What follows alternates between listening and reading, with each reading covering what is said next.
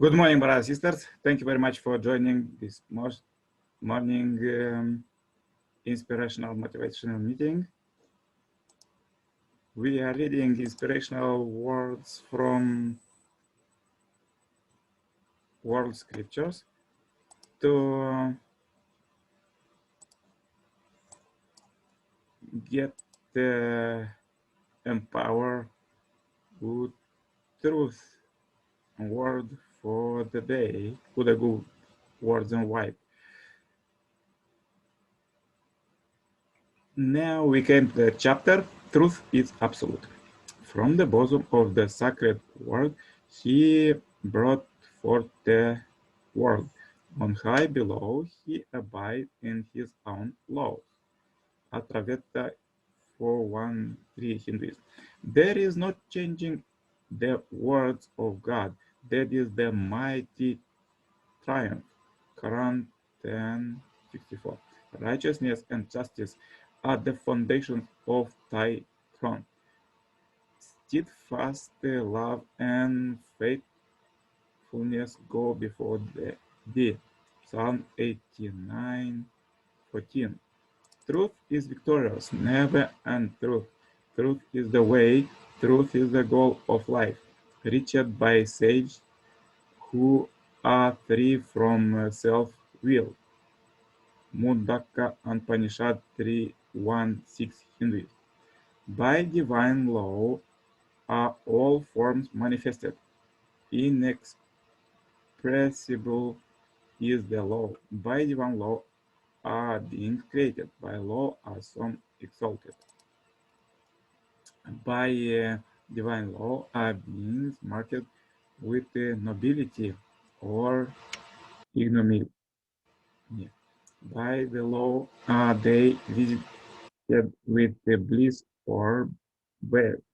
On some by his law falls grace. Others by his law are whirled around in circles of birth and death. All by the law are governed.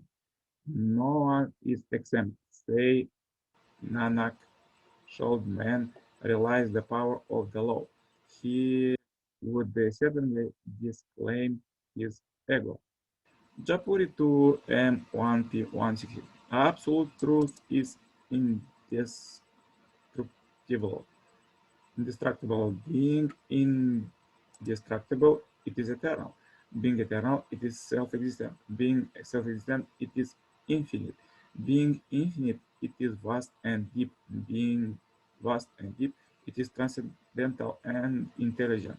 It is because it was and deep that it contains all experiences.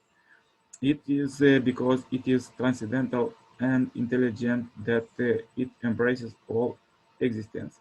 It is because it is infinite and eternal that is perfect all existence. Doctrine of the Mean 26 Confucianism. What is meant by an eternally abiding reality? The ancient road of reality has been there all the time, like gold, silver, or pearl, preserved in the mind. The Dharmatu, absolute truth, abide forever, whether the Tathagata appears in the world or not. As the Tathagata eternally abides, so does the reason of all things. Reality forever abides. Reality keeps its order, like the roads in an ancient city. For instance, a man who is walking in a forest and discovering an ancient city with its orderly streets may enter into the city, and having entered into it, he may have a rest, conduct himself like a citizen, and enjoy all the pleasures occurring therefore. What do you think? Did this man make the road along with which he enters into the city and the various things in the city? No, just so what has been realized by myself and the other that it the reality, this eternally abiding reality, the self-regulating reality, the subness of things and realness of things, the truth itself. Lakavatra Sutra 61 Buddhism. And let's go further with the teaching of second coming Messiah Sun Moon. Since God is an eternal, unchanging, and unique being, the love, ideal, peace, and happiness that He desires must be likewise. God is absolute even after the fall. God continues to relate to what He has made according to the laws and principles He established. The life of true love is living for the sake of others, without hope of receiving something in return. As Jesus said, greater love has no man than this, that a man lay down his life for his friends, and wherever exalt himself will be humbled, and wherever humbles himself will be exalted. This is the very principle of creation, which God himself set up. God is the Almighty Creator, yet he will not destroy what he created at the whim and start over again. For to do so, he would have to negate his own principle. The components that make up the universe were not created blindly. This was universe exists and move by the relative relationship between subject and object partners whose uncertainly give and take following the track of the law enable the universe to continue in perpetuity. To continue in perpetuity, we too must follow the track of the law. Yet, if we do not, we will not continue but will perish. For our physical life to continue, we need to eat, digest normally, and have good circulation to distribute the nutrients throughout our body. Thus, a being can continue only when there is smooth give and take. Ontology should clarify the motivation, purpose, and law of creation and show that they govern the movement of all beings. The normative laws that govern human beings should be in unity with the laws of the universe, the way of heaven, just as the laws by which the sun, moon, stars were created, the way of heaven set up a system of vertical order. So also in the family, there is a vertical order extending from grandparents to parents and children, and likewise a horizontal order formed by siblings.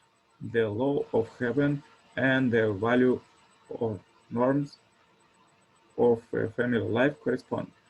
With a theoretical structure consistent with the natural sciences and with a self-evident nature acceptable to the human conscience, ontology must attest to the historical validity of the proposition. Those who betray heaven will perish, and those who are faithful to heaven will live. On the basis of the ontology, we can establish an absolute value in the true sense, establishes them absolute truth, absolute goodness, and absolute beauty. Then, understanding them and practicing them, we will bring about humanity's spiritual revolution. Then the chaos of today's world will gradually disappear.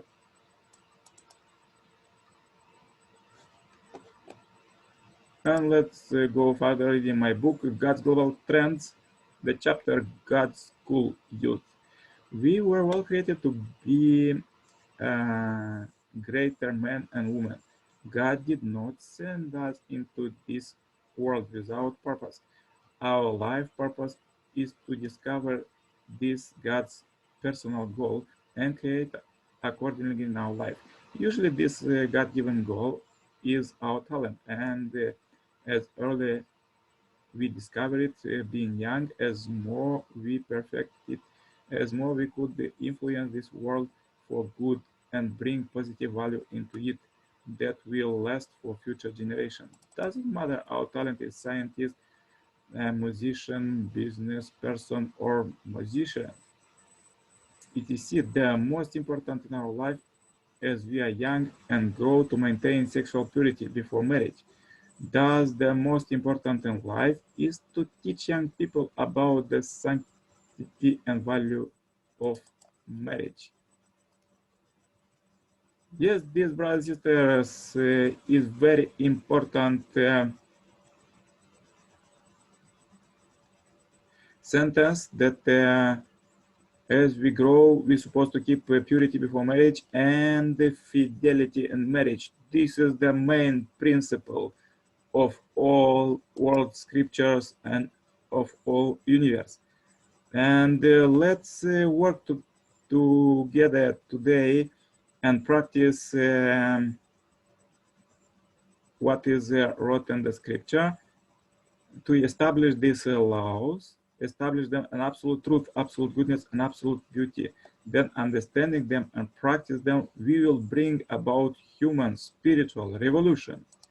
That humankind need now, this spiritual revolution. If they will make it through love revolution, they will change everything, not vast so much about and make ecological catastrophe as we now have, or argue with each other, but otherwise living for the sake of others, help others.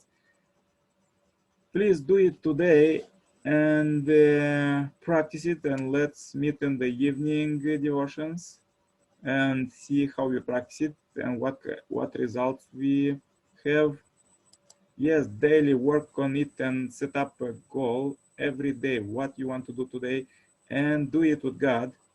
Because if you in the evening plan with the God what you want to do next day, God will help you in the spiritual world. And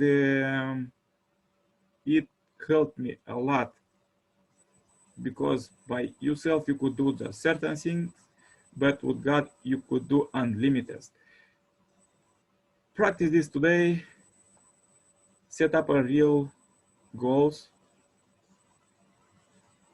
not only spiritual, with the envision and visionary and just affirmation, but something substantial, how much money you want to make it today and for what you want to spend. All of this, how you want to help your family, and analyze it every day, how it was. Please do it today. Subscribe to our video, share it to all your friends to join this billion marathon, and have a great, blessed day. Don't forget to make morning exercise.